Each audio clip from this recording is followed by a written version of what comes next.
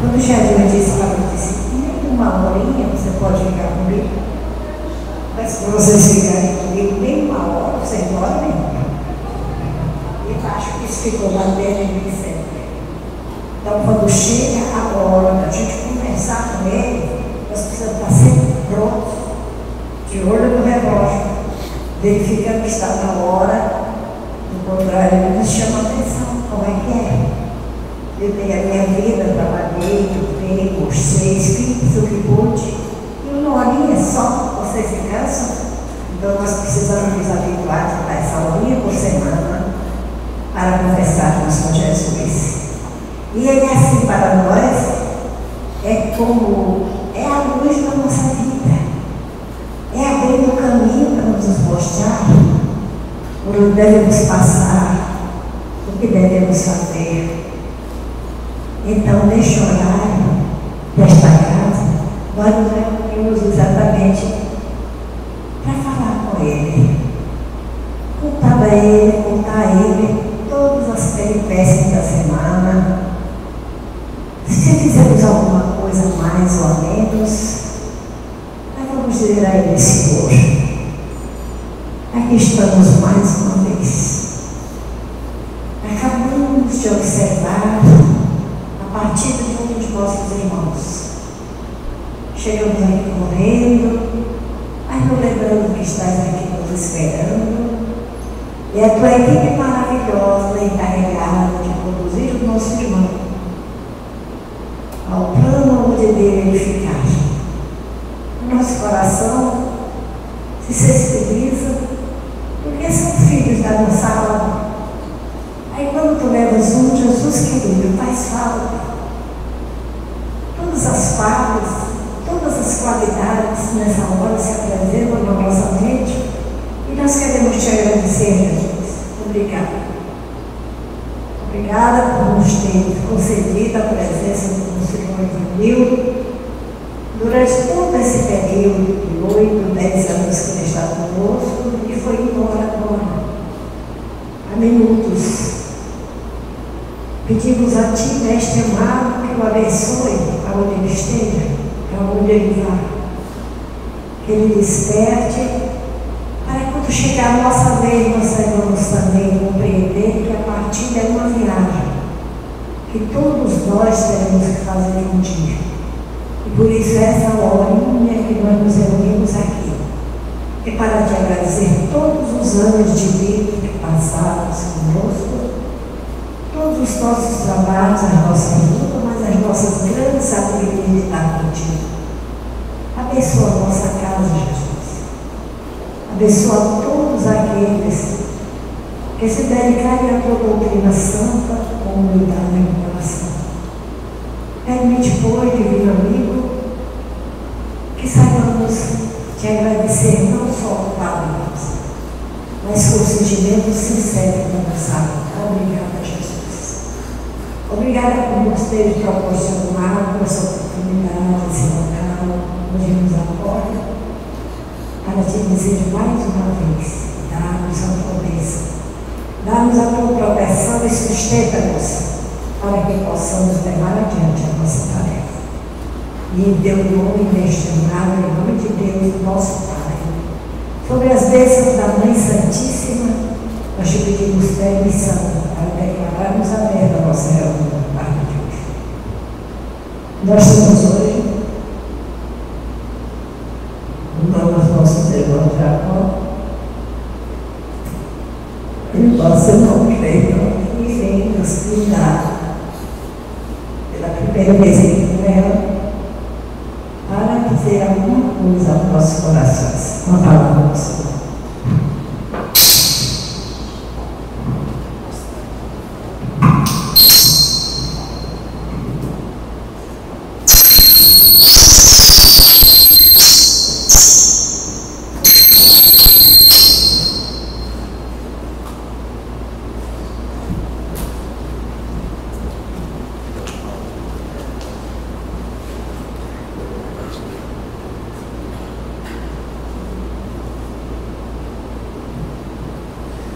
Boa noite a todos. Boa tarde. Vamos fazer livro Caminho, Verdade e Vida, item 102, o cristão e o mundo. Primeiro a erva, depois a espiga e por último o grão cheio da espiga, Jesus. Está escrito em Marcos, capítulo 4, versículo 28. Ninguém julgue fácil a aquisição de um título referente à elevação espiritual. O mestre recorreu sabiamente aos símbolos vivos da natureza, favorecendo-nos a compreensão. A erva está longe da espiga, como a espiga permanece distanciada dos grãos maduros. Neste capítulo, o mais forte adversário da alma que deseja seguir o Salvador é o próprio mundo. Quando o homem comum descansa nas vulgaridades e inutilidades da existência terrestre, ninguém lhe examina os passos.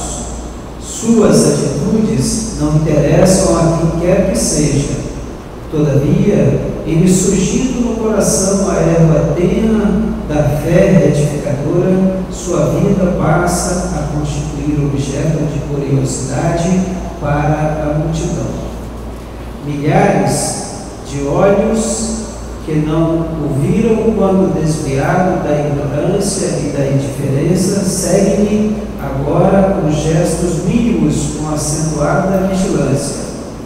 O pobre aspirante ao título de discípulo do Senhor ainda não passa de folhagem promissora e já lhe reclama espiga das obras celestes, conservando-se ainda longe da primeira penugem das asas espirituais, e já se lhe exigem voos supremos sobre as misérias humanas. Muitos aprendizes desanimam e voltam ao lodo, onde os companheiros não os vejam. Esquece-se o mundo de que essas almas ansiosas ainda se acham nas primeiras esperanças, e por isso mesmo, em disputas mais ásperas, por rebentar o casulo das paixões inferiores na aspiração de subir. Dentro da velha ignorância, não lhe é característica a multidão, só entende o homem na animalidade em que se compraz, ou então, se o companheiro pretende elevar-se, lhe exige de pronto credenciais positivas do céu, olvidando que ninguém pode trair o tempo ou enganar o espírito de sequência da natureza. Resta ao cristão cultivar seus propósitos sublimes e ouvir o mestre. Primeiro a erva, depois a espiga e por último o grão cheio na espiga. Jesus, mestre amado Jesus, ele utilizou-se muito nos seus sermões, nas suas falas, as parábolas. E em suas parábolas, na grande maioria, ele utilizava para comparação a natureza, porque o homem hoje ainda está descobrindo e desvendando os mistérios da natureza, mas ele não as está inventando. As leis da natureza são imutáveis, assim como são as leis de Deus, e por isso mesmo elas estão inatas em nós. E naquela época as pessoas que já viviam já sentiam, já entendiam, e por isso Jesus assim as utilizava para poder explicar tentar traduzir aquele sentimento, aquelas palavras que ele tentava passar ao povo que os ouviam. Este versículo do capítulo de Marcos, ele faz parte da parábola da semente, e diz essa parábola que o trabalhador planta a semente e a seguir vai dormir, acorda, rega e olha a semente. Primeiro nasce a erva, nasce a planta tenra, que ao passar dos dias e das noites, vai se elevando, vai se tornando robusta. A seguir vem a espiga, e somente mais tarde, na maturidade da árvore, é que vem os grãos maduros da espiga de milho. Tudo dentro de uma sequência, tudo dentro de uma evolução gradativa, porque até mesmo os milagres que Jesus fez existem uma explicação lógica, plausível. Nada se dá exatamente no estalar de dedos. Tudo na vida vem dentro de uma sequência. O globo terrestre, ele evoluiu inicialmente muito pequeno, a partir da nebulosa, temperaturas muito elevadas, e foram se maturando, se combinando os gases, até que a temperatura esfriasse e houvessem condições adequadas para começassem a surgir os sinais de vidas, e a vida foi gradativamente sendo elaborada pelos espíritos superiores, até chegar o momento em que a Terra estivesse em condições para receber o espírito da humanidade. Nós, quando nascemos, passamos pela infância, pela juventude, pelo adulto e pela idade, melhor idade hoje. Nós, quando começamos a estudar, vamos para o jardim de infância, o primeiro grau, o ensino fundamental, a universidade, pós-graduação, mestrado, doutorado. Tudo dentro de uma sequência lógica, tudo dentro de uma escada, um degrau hierárquico. Assim também é com a nossa vida espiritual. Se fosse diferente, então Deus teria feito o espírito já perfeito, e não gostaria, não nos daria o prazer da conquista, de irmos galgando os degraus, para que somente mais tarde, depois de passarmos por uma lista de aprendizados que nós temos, que ao longo da nossa vida, o nosso processo evolutivo, desde a criação espiritual até chegar ao mais alto degrau da espiritualidade, dos espíritos felizes. E o título deste capítulo é O Cristão e o Mundo, porque não é possível ou não seria interessante nós desenvolvermos todo esse aprendizado, todo esse crescimento no isolamento.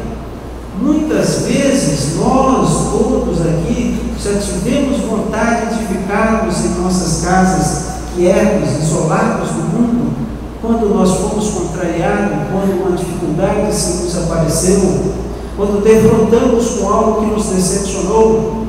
Nós gostaríamos de ficar quietos na nossa casa até que aquilo passasse, nós pudéssemos seguir o nosso caminho.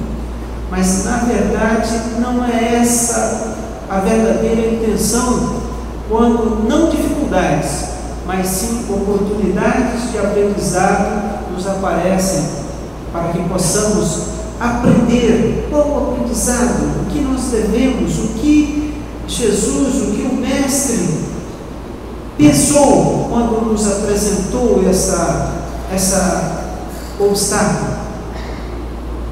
Qual é o ensinamento, qual o aprendizado nós devemos tirar desta dificuldade?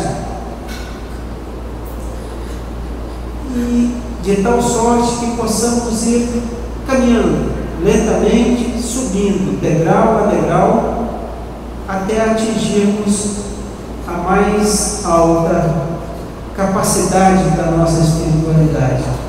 Nós, os católicos, por exemplo, admiram muito São João, São Pedro, São Paulo. Nós, espíritas, admiramos muito Bezerra de Menezes, Chico Xavier, mas não paramos para analisar a trajetória de São João, de São Pedro, as dificuldades que eles passaram, enfrentaram e superaram, quando do início, pós o desencarne de Jesus, para a afirmação do cristianismo, as dificuldades que foram enfrentadas e superadas. Emmanuel, logo no livro 50 anos depois, quando ele sentiu a luz que Cristo lhe tocou, no livro há 2000 anos atrás, ele retorna 50 anos depois, como o escravo Anastácio, e ele teve ali plantado em seu coração a semente do cristianismo. Mas a dificuldade que ele teve ali naquela encarnação e muitas outras, até atingir a maturidade que nós observamos em todas as leituras de Emmanuel, assim como Chico Xavier, nós somos extremamente admirados daquilo que ele fez na última encarnação, mas às vezes nós não paramos para realmente analisar o trabalho que ele teve, as dificuldades que ele enfrentou, os tribunais, um pouco diferentes dos tribunais da Inquisição, mas de tal sorte também tribunais em que ele foi julgado. Um outro tribunal foi o julgamento individual de muitas pessoas que vivemos na mesma época, contemporâneos dele. Então a mensagem que nós tiramos desta capítulo é este: que não paremos à frente de cada dificuldade que nós temos, e sim possamos seguir a nossa sequência gradual, gradativa, convivendo no mundo, neste mundo, porque hoje é onde nós vivemos, e cada época, cada momento tem as suas dificuldades, tem os seus níveis para serem superados, e os nossos são esses hoje, que nós estamos enfrentando e que nós iremos todos, congregados, irmãmente, seguir a nossa trajetória até alcançarmos momentos mais felizes. Que a graça de Deus esteja conosco.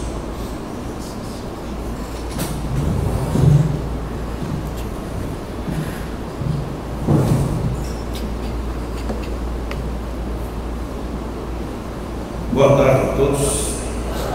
Estejamos em paz e harmonia.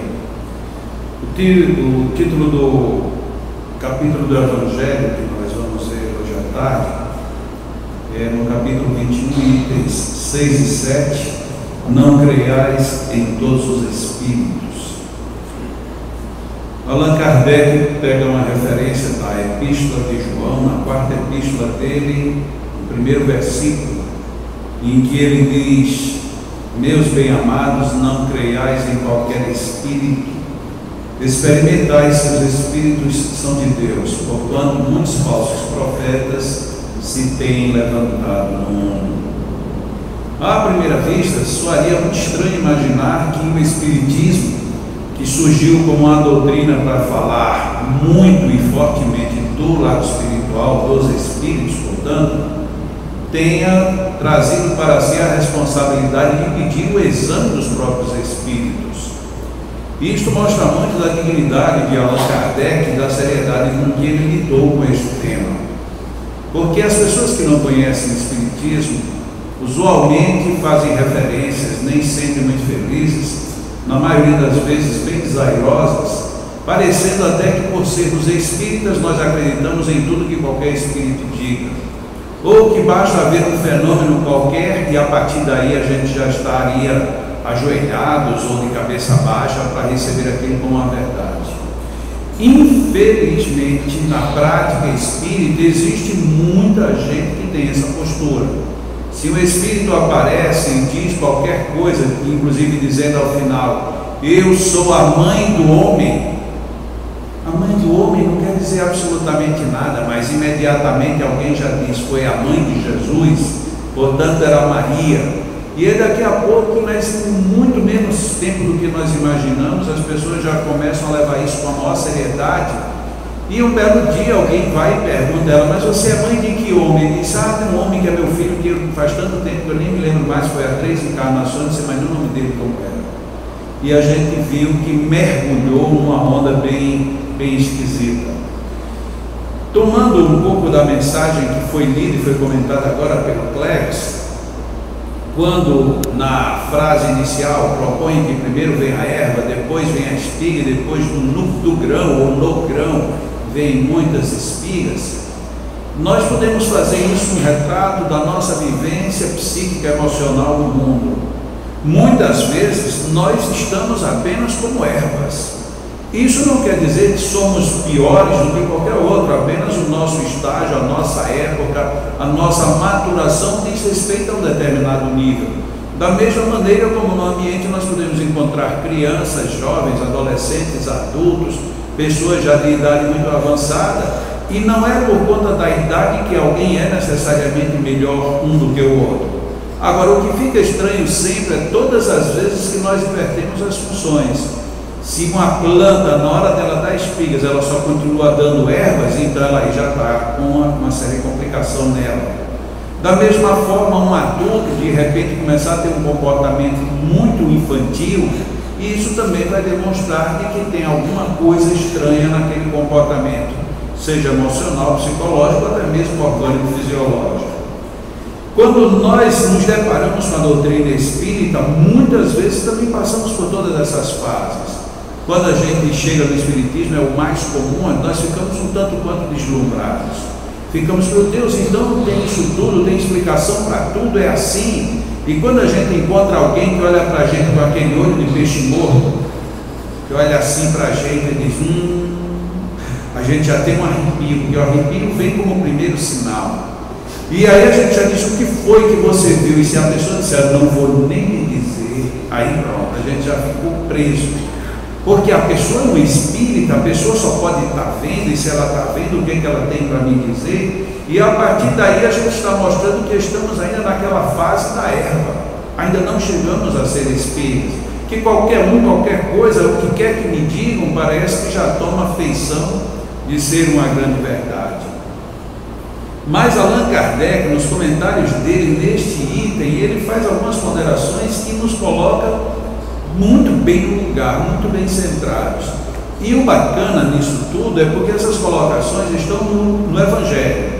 Por que isso? Porque o Livro dos Espíritos nem todo mundo lê. Muita gente acha cansativo, muita gente acha que o sistema de perguntas e respostas, e são perguntas às vezes muito detalhadas, com respostas em um certo ponto de uma visão filosófica um pouco mais profunda, então muita gente não gosta de fazer essa leitura. No Livro dos Médiuns, as pessoas que têm mediunidade não querem ler porque acham que pelo fato de ter mediunidade não precisa conhecer. E os que não têm mediunidade dizem, para que eu vou ler o livro se eu não sou médium? E aí a gente vê que é o segundo livro que vai para o esquecimento. Mas no terceiro, que é o Evangelho, este todo mundo lê, a não ser aquelas pessoas que acham que o Espiritismo não deveria ser religião. Ainda que não viesse a ser religião, mas pelo menos tem um bom condutor moral para todos nós. Mas é exatamente neste livro, que é o livro mais lido, em que Allan Kardec faz umas ponderações extremamente severas. Por exemplo, não peçais ao Espiritismo prodígios nem milagres, porque ele formalmente declara que não os opera.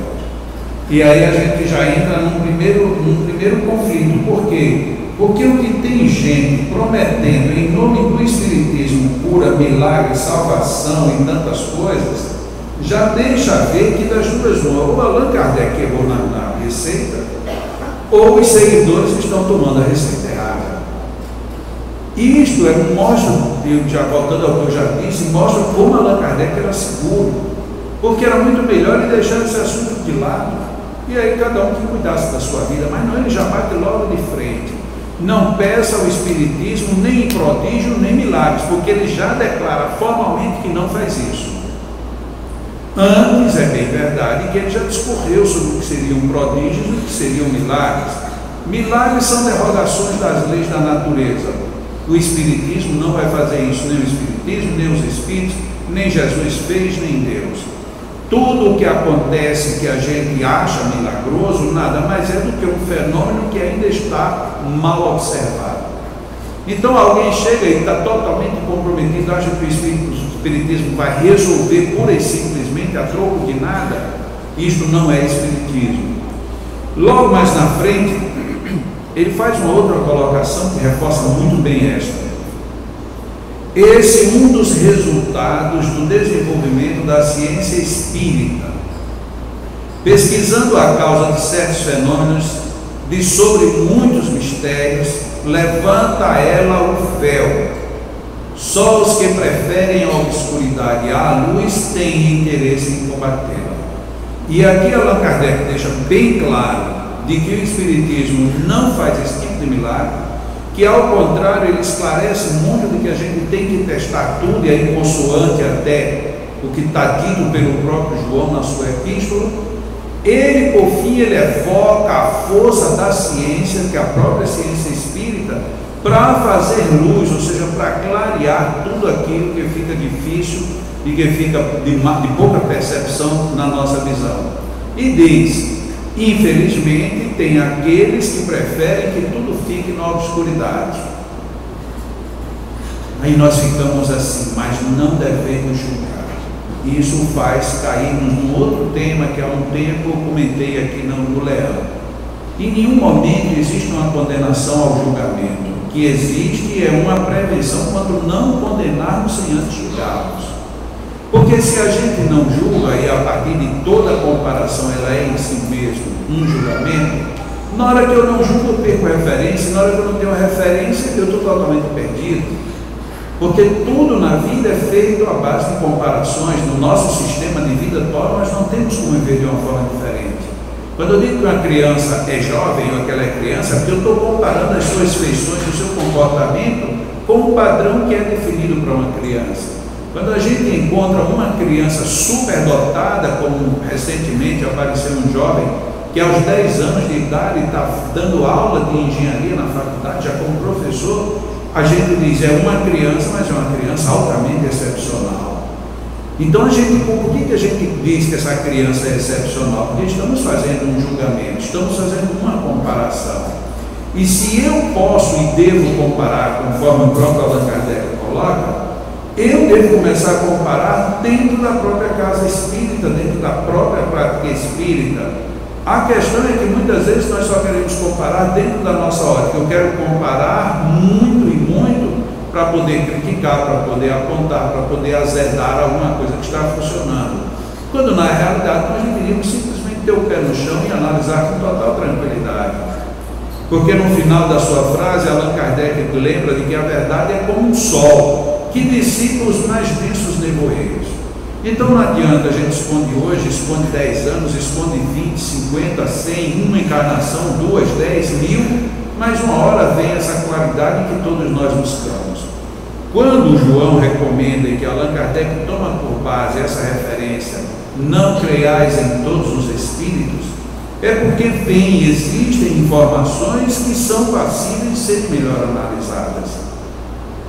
Há pouco tempo aqui no Leão nós recebemos um e-mail fazendo referência mais uma vez a um tema que hoje em dia no meio espírita de ponta a ponta se fala com uma maior facilidade do mundo. Mundo em transição, o mundo está se acabando, o mundo vai se acabar, vai cair um raio, vai ter inundação, vai ter tremor, vai ter explosão, vai ter bomba atômica, vai ter tanta coisa que não vai ter nem espaço na Terra para acontecer tudo isso. E rapidamente eu procurei fazer uma colocação para o amigo que me enviou, porque eu acho que a gente não deveria primeiro entrar aí nesse barco assim tão de repente, sem pelo menos refletir no que está acontecendo. Qualquer pessoa que tem acesso à internet e procurar qualquer filme sobre a origem da Terra, vai perceber que quando a Terra surgiu, ela era milhões de vezes mais caótica do que é hoje. Nós tínhamos cataclismos, nós tínhamos terremotos, nós tínhamos condições de ar, de água totalmente inóspitas, essas condições.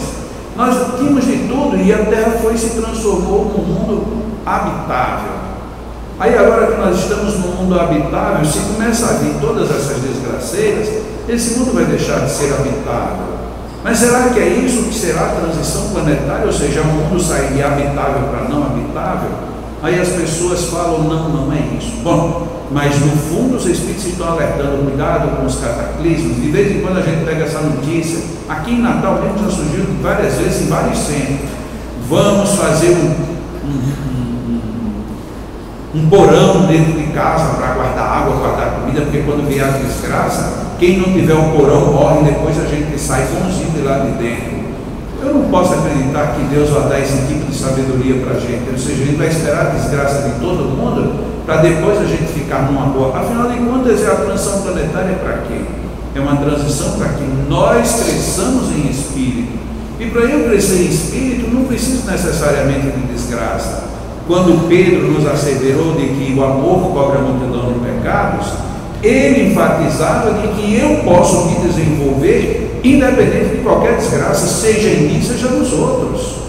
Mas por que de repente começa a surgir essa celeuma toda? Porque o mundo está em transição e tudo está em transição, e aí vai ter terremoto, vai ter vulcão, vai ter tsunami, vai ter de tudo, e a gente fica morrendo de medo. Para se ter medo hoje, basta assistir os noticiários da televisão, não precisa mais do que isso. Você assiste um noticiário de televisão, você olha para qualquer pessoa e você diz, bom, as notícias dizem que agora ladrão não tem mais cara de ladrão, bandido não tem mais cara de bandido, pessoas bem vestidas não querem dizer mais coisa nenhuma. Aí o que é que vai acontecer? Em vez da gente ficar tranquilo, nós passamos a ficar mais intranquilos ainda, porque a gente olha para qualquer pessoa e diz, e esse cara aí, qual é a dele, o que ele quer? A gente vem andando na rua, vê uma pessoa no sentido contrário, a gente já está com medo. Que efeito é esse nocivo que nós estamos agora querendo receber esse tipo de informação? Porque algum espírito disse, mas olha, desde o tempo de Nostradamus, meu Deus, já foi mais do que evidenciado. Quantos e quantos erros Nostradamus cometeu dentro das suas previsões? Mas a gente fica o tempo inteiro preso na mesma situação. E não fazemos isso que Allan Kardec sugere. Testa o espírito. Ele diz assim, os espíritos enganadores, os espíritos hipócritas, orgulhosos e pseudo-sábios, o espiritismo revela como reconhecê-los. E como é que se reconhece? Ele vai e pega uma máxima do próprio Evangelho. Nenhuma árvore boa dá maus frutos e nenhuma árvore má dá bons frutos. É assim que a gente vai testar o tipo do espírito que está se comunicando com a gente. Mas aí os espíritos vêm e dizem coisas que não são necessariamente boas, mas são agradáveis ao nosso ouvido. E aí onde entra o aspecto da responsabilidade que Allan Kardec e os espíritos colocam. Não se trata de se ouvir coisas agradáveis ou desagradáveis, mas coisas boas ou não, coisas produtivas ou não, coisas felizes ou infelizes. E infelizmente nós estamos muito mais propensos a aceitar as coisas infelizes do que entrar na realidade que nós verdadeiramente vivemos. E nisso nós vamos nos perdendo de uma maneira quase que assustadora, porque passamos das oportunidades de vencer, de vitória que nós temos. Pelo fruto que se conhece as árvores, o fruto bom vem de uma árvore boa. E aí isso nos remete diretamente para o Livro dos Médiuns, no capítulo 24. Capítulo 24 é o capítulo que trata da identidade dos espíritos. Ou seja, quando Allan Kardec escreveu esse texto no Evangelho segundo o Espiritismo, ele já tinha compilado todo o capítulo 24, porque o Livro dos Médiuns foi anterior ao Evangelho segundo o Espiritismo. E o que nós encontramos lá no capítulo 24? Como identificar os espíritos. E ele fala logo no começo, não importa muito a individualidade, mas importa sim o contexto do que o espírito coloca. Porque eu me dizer que sou A, B ou C, que eu sou o pai, a mãe ou o filho, que eu sou o personagem ou a personalidade que viveu nessa ou naquela época, nesse ou naquele lugar, isso em si não quer dizer muita coisa. O que é importante é o que você está dizendo.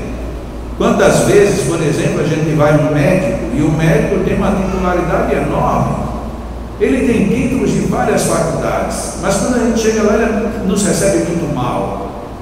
a gente termina indo procurar um que tem menos título, mas que nos recebe bem.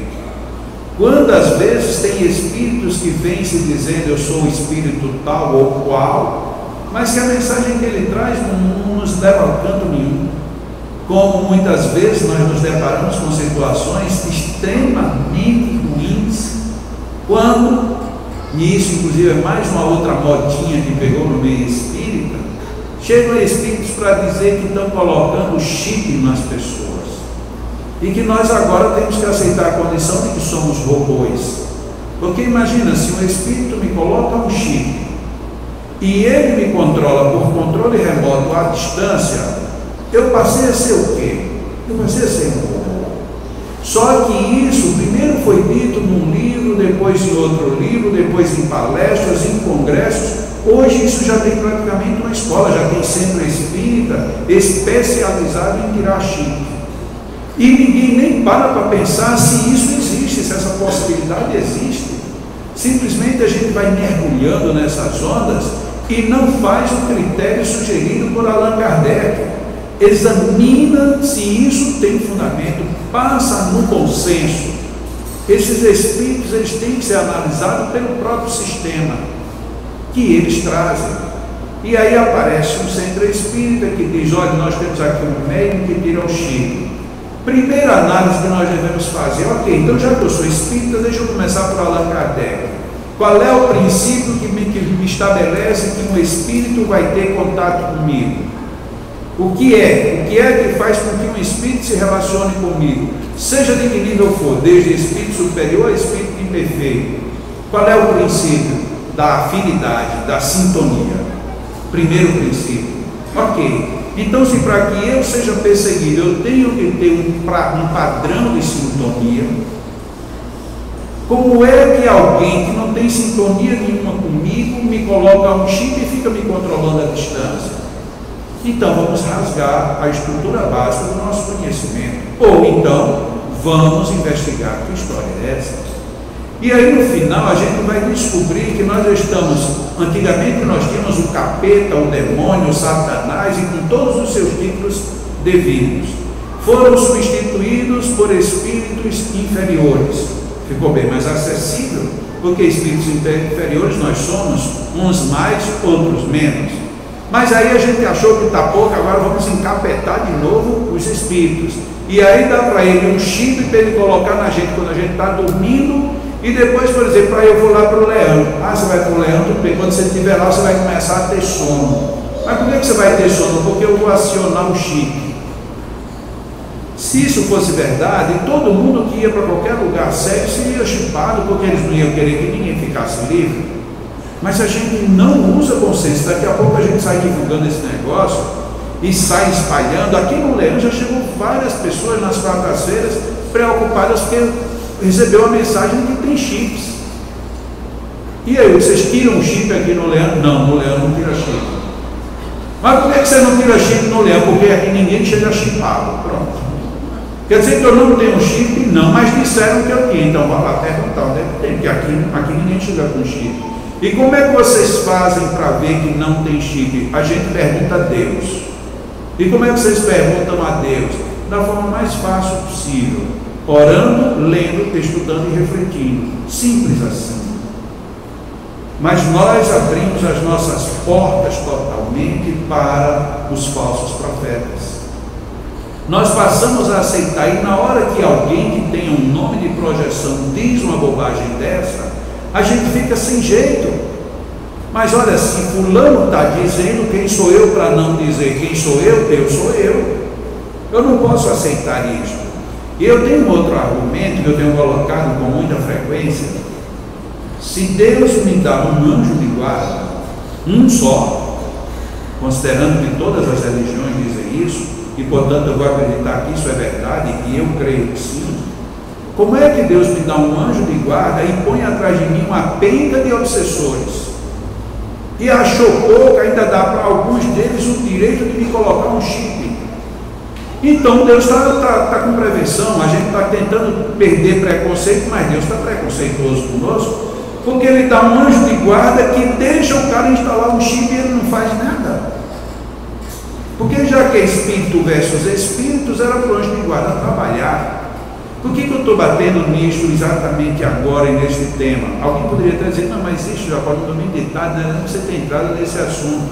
O problema é que este assunto começa a ganhar volume e as pessoas começam a ficar apavoradas. A gente começa a se esquecer de que nós somos valiosos porque somos seres humanos, porque somos filhos de Deus.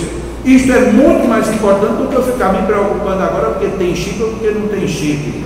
Eu estou me incomodando que alguém venha me dizer que eu tenho chip. Eu não tenho chip. Por que eu não tenho chip? Porque eu sou filho de Deus. Não é porque eu sou espírito, nem porque eu deixo de ser espírita. Deus terá que olhar para mim com uma grandiosidade muito mais ampla e muito mais aberta do que essa visão estreita de dizer que vai ter um espírito obsessor que vai me meter um chip e vai me dominar. Se isso for, aqui para nós, era melhor voltar para o tempo do capeta, porque pelo menos ele não fazia nada, ficava só esperando a gente morrer. Esses agora é um capeta que já entra no meio do caminho, isso é muito pior. Onde é que a gente está com a cabeça? Quando a gente ouve tanto no Evangelho segundo o Espiritismo, que é preciso que a gente experimente os Espíritos para ver se eles são de Deus. Mas a gente não experimenta.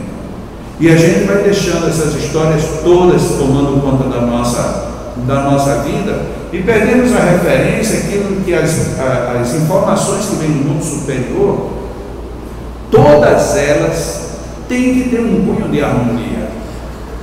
E todas as informações do mundo inferior vêm com um cunho de total desarmonia. Quer uma coisa para desarmonizar mais a gente do que a ideia de que agora a gente está com chip? Eu li no artigo que me mandaram, olha que preciosidade. Você está com um chip, então você está controlado. Quando você tenta tirar o chip, piora tudo. Olha que os caras seriam mais inteligentes do que tudo nesse mundo, porque Deus faz o contrário. Bom, você agora está na escola, então aprenda, estude, vai ter um momento que você vai ter uma prova, mas não é que vai ser pior. É apenas um momento de experimentação. Mas os demôniozinhos de lá, não, eles metem um chip, e o chip já tem um programa, eu acho que deve ser um desses hackers que desencarnaram aí, chegou lá no mundo espiritual e disse, agora eu vou encapetar aqui melhor ainda o chip. Se você inventar de querer tirar, ele aumenta as dores e os problemas, para você desistir de tirar o chip. E aí o que é que nós fazemos? Começamos a acreditar nessa coisa. Porque é muito fácil a gente dizer assim, olha, o negócio estava ruim, agora está pior ainda. Mas quanto mais a coisa fica pior, não é sinal de que a vida está pior. Talvez não seja sinal de que nós estejamos num foco errado. Andrew Matthews, ele diz uma frase muito interessante. Ele diz assim, o único problema dos perdedores é que eles encaram o erro como um evento tão importante que não conseguem enxergar o lado positivo de cometer erros. E é exatamente isso. Quando a gente está triste, acabrunhado, cabeça baixa, aí a coisa vai piorando, a gente está vendo, está dando errado. Oh, eu não sabia que ia ficar pior. Ah, você já sabia que você ia ficar pior, por que você está reclamando? Porque a gente está torcendo o tempo todo de que vai piorar, e de que vai piorar e piora. Esse mesmo Andrew Matthews, ele tem uma história que ele chama um personagem dele de Fred. E ele diz assim, Fred é um indivíduo que tem 50% de possibilidade das coisas darem certo. Ele se acredita que ele tem 50% de possibilidades de que vai dar certo, 50% de possibilidade de que vai dar errado. E aí Fred de repente está vivendo um grande momento da sua vida. E de noite ele feliz porque está indo tudo bem, ele vai rezar e diz assim, mas eu acho que já está começando a dar errado. Porque os 50% já foram, então agora os outros 50% é de desgraça. E aí ele começa a valorizar os outros 50%. E aí o que acontece? Tudo dá errado. Tudo. É mais ou menos assim que esse bendito desse chip funciona. Eu já contei aqui há muito tempo atrás uma história de um homem que ele não conseguia se lembrar de nada. E muitas vezes ele levava bronca no emprego porque estava tudo errado. Se ele tivesse maior atenção, ele venceria. E aí alguém disse assim, procure um mestre tal, que ele vai lhe dar uma grande orientação. E você não vai mais esquecer das coisas. E ele foi ao mestre. E o mestre ouviu tudo o que ele tinha a dizer e disse: é muito simples. Quando você colocar o cinturão na sua calça, em vez de você entrar de um lado para o outro, no caso da esquerda para a direita, você agora vai colocar, todo dia você de noite você tira o cinturão e só coloca ele na hora que você for vestir a calça para sair, você coloca ele da direita para a esquerda e pode trabalhar que vai dar tudo certo. E ele foi, e naquele dia ele lembrou-se de tudo, e no outro dia tirou, já ia se esquecer de tirar o cinturão, bom, tem que tirar, porque deu certo. E tirou o cinturão e colocou o cinturão da forma invertida. E aí depois de uma semana ele voltou lá para o mestre e disse: o mestre, então, como é que foi? Mestre, eu não sabia que invertendo a posição do cinturão, eu iria criar uma inversão total na minha vida. Nossa, que poder do cinturão. Ele disse: meu filho, o cinturão não fez nada. Todas as vezes que eu lhe fiz você já começar o dia se lembrando que você tem que mudar o seu comportamento, a partir daí você mudou. O cinturão foi somente tirar você da sua acomodação. Do mesmo jeito que eu pedi para você tirar o cinturão, eu poderia pedir você para escovar os dentes com a mão esquerda, eu poderia pedir para você 1000 coisas, porque o que interessava, nada disso era relevante. O que era relevante era você criar um hábito diferente. Quantas vezes na nossa vida está tudo dando errado, mas não é porque eu tenho um chip, não é porque alguém disse que vai dar errado, é porque eu mesmo estou tramando contra a minha vida. Porque as pessoas realmente boas, aquelas pessoas que são os bons mensageiros, sejam encarnados, sejam desencarnados, eles nem usam de falsa modéstia, nem usam truque também para resolver qualquer problema nosso. Muitas vezes os truques só existem porque nós nos predispomos a eles. Quantas vezes alguém já nos disse: vista o sapato de forma errada, porque aí na hora que você vestir o sapato de forma errada, você vai ficar numa posição correta. E a gente fica perguntando: mas por que o sapato virado não vai ficar me fazendo calos? Pois é. E aí, para evitar os calos, você vai ficar sempre tentando se ajeitar, e você vai se lembrar que vai ter que ter uma nova postura. Na hora que você se lembrar disso, você já não vai precisar mais calçar o sapato trocado. Mas isso é mágico? Isso é um espírito superior? Isso é uma obsessão? O que é isso? Prática da vida. Mas nós ficamos aceitando as informações dos espíritos sem passar de nenhum crivo. Quantas vezes a gente, quando jovem, quando criança, a gente reclamava de todos os nossos pais. E por que reclamávamos tanto? Porque achávamos que eram os senhores da razão. E hoje, quando nós somos adultos, que nós olhamos para os jovens cometendo as mesmas coisas, nós dizemos: coitado, ainda vai quebrar a cara tantas vezes para entender que o caminho não é esse. O mesmo se dá com o mundo espiritual. Quando João, portanto, nos advertiu, quando Allan Kardec tomou esse mote como referência para esses 2 itens do capítulo 21, não creiais em todos os espíritos, ele não estava falando apenas dos espíritos que vêm através de Chico Xavier, dos espíritos que vêm através de Paulo, dos espíritos que vêm através do médium de confiança. Vem a partir do momento em que eu penso. Porque se é todos os espíritos, eu não posso nem ao menos me permitir aceitar ser enganado por mim mesmo, que eu também sou espírito. Mas de vez em quando a gente já se acostuma na falsidade. Bom, hoje eu vou para o Leão. Eu vou porque vai que Dona Dagmar não me vê lá, ela vai pensar que eu estou fugindo, mas eu vou chegar lá, vou dizer que estava morrendo de saudade. Isso é uma mentira. Mentira para quem? Para mim mesmo. Por que eu não me conscientizo de que eu devo ir porque me faz bem, como ela bem diz na abertura de quase toda a reunião aqui nos domingos à tarde? Por que a gente não tem consciência do quanto eu preciso mudar, do quanto faz bem o que é bom? É porque a gente ainda fica muito preso a outros convites que o mesmo Espírito nos faz. E qual é o mesmo Espírito? Eu. Não, eu vou ficar em casa, eu estou cansado, eu já fico fudendo tantas vezes. Eu vou ficar aqui em casa, vou assistir um jogo, vou assistir. Porque passa cada programa bom na televisão, no domingo de tarde, cada coisa rica. Aí dá vontade até da gente nem sair de casa, mas cada programa é tão lindo. Mas muito instrutivos, a gente se deita de manhã e fica vendo aquele, é um mundo de informações que não sei como é que a gente vive sem aquilo. E tem mais aí em qualquer canal. Às vezes eu falo muito dos canais que é mais, do canal que é mais visto, mas são todos eles. Mas é um negócio muito rico, não leva a gente para canto nenhum.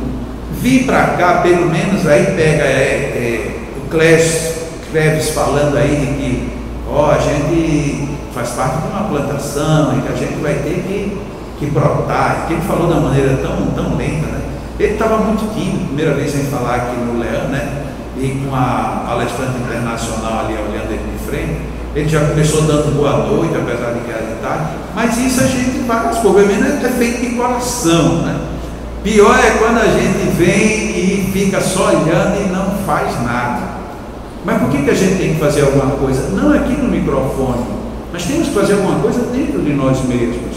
E quem tem que dar opinião nesse dentro de mim, sou eu Espírito. E este Espírito tem que ser verdadeiro, porque se eu começar a aceitar sugestões de acomodação para a minha vida, já vi que eu me acomodo. Se eu ficar aceitando, como todos os perdedores, achar que Deus está com raiva, porque a gente tem uma raiva danada para dar tudo errado. Deu errado, a culpa é de Deus, como se Deus tivesse desaprendido de fazer consequências para a nossa vida. Ele deu a fórmula de como é que a gente está vivendo. E uma das fórmulas é essa que Allan Kardec explorou e que nós comentamos agora. Precisamos experimentar os espíritos que vêm através de mediúnicas ou não, mas sobretudo os nossos espíritos, a pessoa que convive comigo, o meu relacionamento, como é que nós estamos vivendo entre espíritos? Se nós estivermos mais atentos, nós iremos viver de uma maneira muito mais saudável. A nossa vida será muito mais rica, porque senão a gente vai viver numa situação tão complicada que a gente um dia é meio traído. Conta-se uma história para finalizar, de que estava assim uma campanha política e todo mundo vendo valores, e um pastor de repente ele teve uma ideia e jogou a seguinte proposta dentro da sua igreja: o que é a maior bênção? E ele jogou e queria ouvir a resposta: ter muito dinheiro e pouca saúde, ou ter pouco dinheiro e muita saúde? E aí todo mundo respondeu que seria melhor ter pouco dinheiro e muita saúde. Ele disse: então tá bom, então vocês aí que já estão cheios de saúde, quando sair, por favor, deixe todo o dinheiro ali na caixa da igreja, para ficar todo mundo bem. Qual é a graça da história? A graça da história é que a gente diz uma coisa, mas na realidade a gente está pensando outra. Eu prefiro ter pouco dinheiro e muita saúde. Aí, como você tem muito dinheiro, não quer que ninguém tire. Mas se eu tiver muito dinheiro e pouca saúde, não adianta de nada ter muito dinheiro. E veja que conflito, estamos falando de duas coisas materiais. E quando a gente tiver que fazer uma análise desse tipo com as coisas do Espírito, será que vamos descobrir que nós, como Espíritos, somos Espíritos de Deus? Ou será que nós, como Espíritos, ainda estamos tentando nos auto-enganar ao longo da existência? É numa hora dessa que às vezes as pessoas podem até pensar: se eu tivesse assistido lá em casa os Trapalhões era melhor, porque eu não queria que pensar tanto. Mas já que veio, que tem agora que pensar nisso.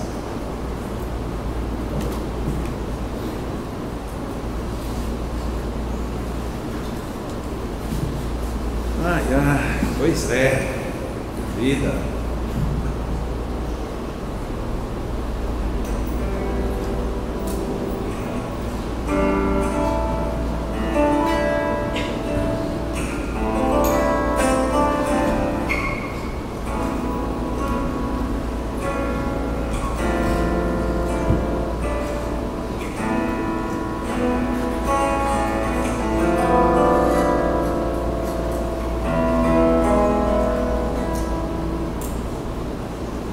Tudo isso só vale porque precisa ser feliz.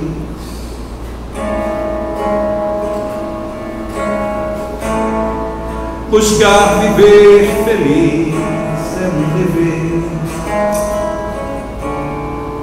mas para ser feliz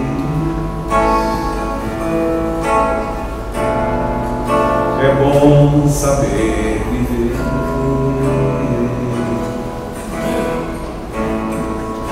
O bem que se procura é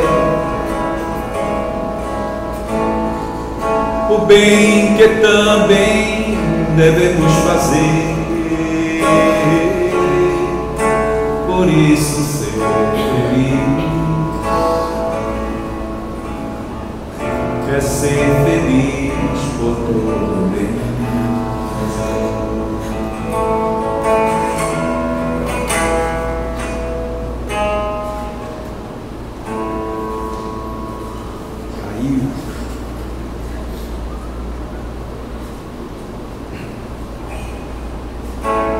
Então vamos vivendo sempre assim, buscando ajudar e compreender.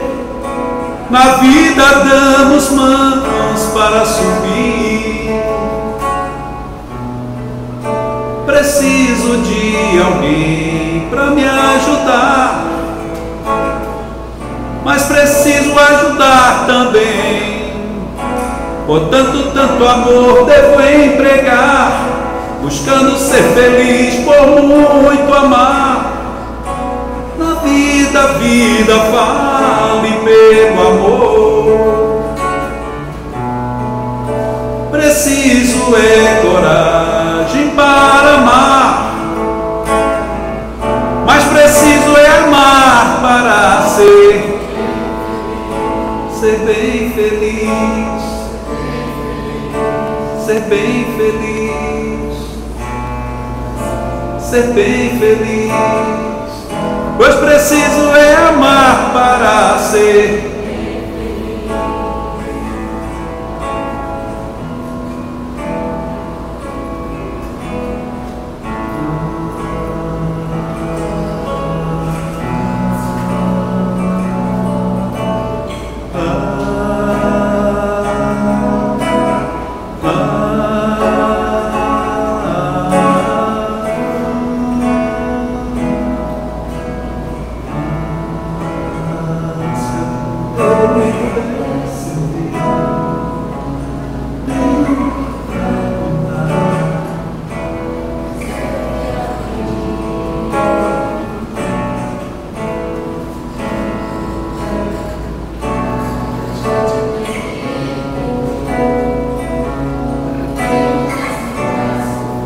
Enquanto outro ri,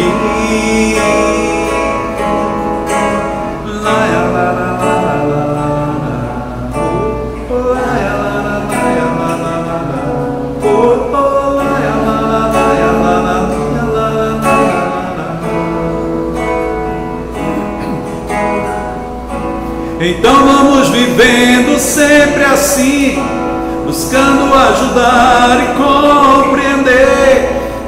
Na vida damos mãos para subir.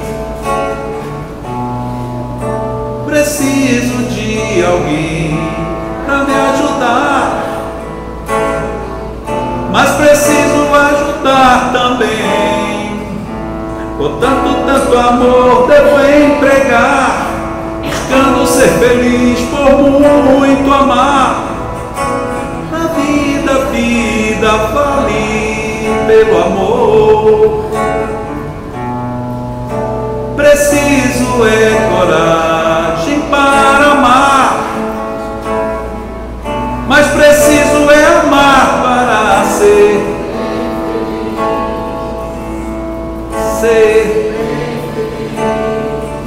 sempre. Pois preciso é amar para ser bem feliz. Uau.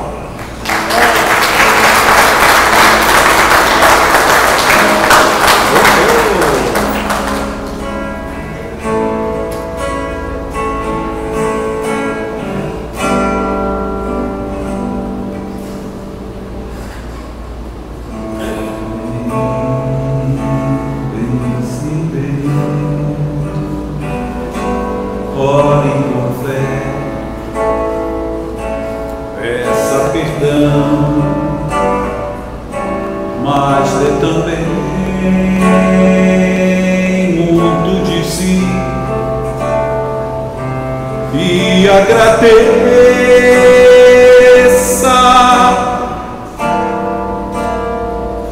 por tudo, enfim.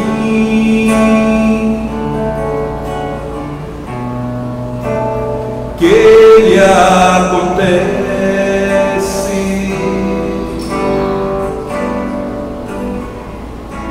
é pro seu bem.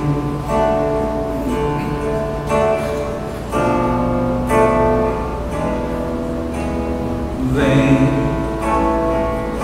orar, faz bem pro coração.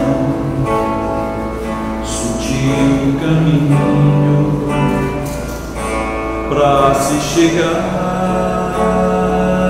a nosso Pai e lhe pedir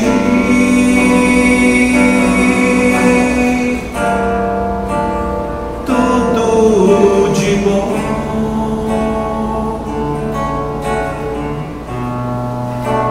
sem pretensão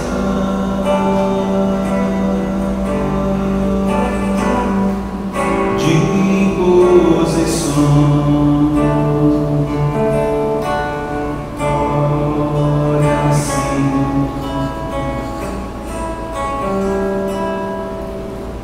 Pai meu amigo,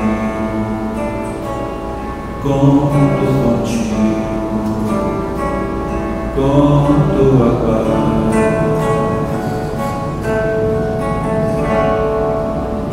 Pai de verdade, toda bondade comigo estás. Quero te agradecer por tanta vida em mim, pelos amigos aqui comigo e os que não estão. Graças te dou, meu Pai, por tanta luz, enfim, sempre contigo, peço contrito, com coração.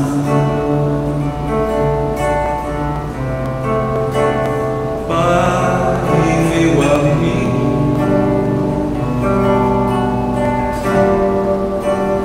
tua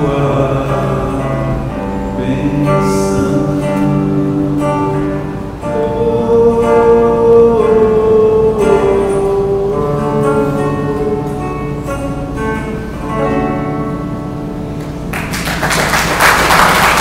Obrigado, um bom domingo, uma boa tarde. Lembrando que o Café Cultural está chegando de novo. É a primeira vez que o palestrante estará aqui em Natal. Inclusive, na programação dele, ele vai também ir a outras casas. Ele chega em Natal no sábado, tem o Café Cultural no domingo, mas provavelmente terá mais 3 palestras aqui em Natal, na segunda, terça e quarta. E posteriormente daremos essa agenda dessas outras palestras. É um palestrante com muitos livros publicados, inclusive já chegaram os livros dele. A partir da próxima quarta-feira já estarão à disposição aqui na nossa livraria. E é uma pessoa extremamente carismática, muito querida, e eu acredito que será uma belíssima surpresa para os que vierem vê-lo aqui no próximo Café Cultural. Tudo de bom, uma boa semana para todos.